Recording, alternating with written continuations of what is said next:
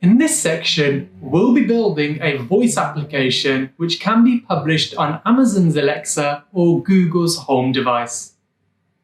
Our voice application will be a stock tracker which shares the price of FANG stocks: Facebook, Amazon, Apple, Netflix, and Alphabet's Google.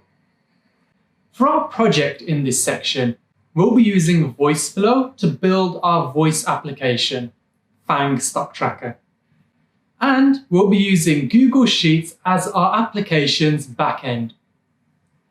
Functionality-wise, we'll be using Google Sheets to store our data and VoiceFlow to build out the flow of our voice application.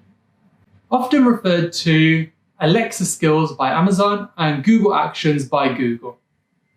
When our voice app is prompted, it'll share the latest price of the FANG stocks with us.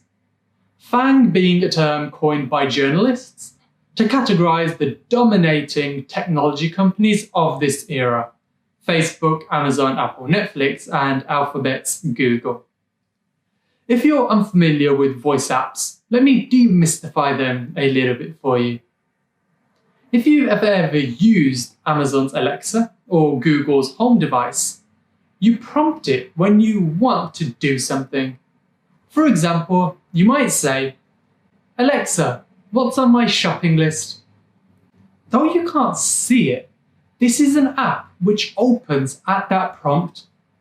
Creators of the app define those prompts, which we will do.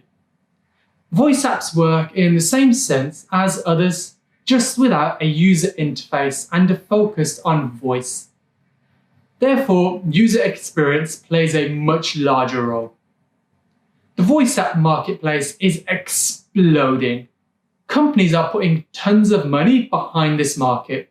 It's a natural progression as we move towards technology integrating further with our lives. There may come a time where companies build voice apps first over web apps. In previous times, you had to understand how to write code to build a voice application. For example, here's some code written in a programming language to work a voice app. We're going to be able to achieve the same results within a fraction of the time with no code.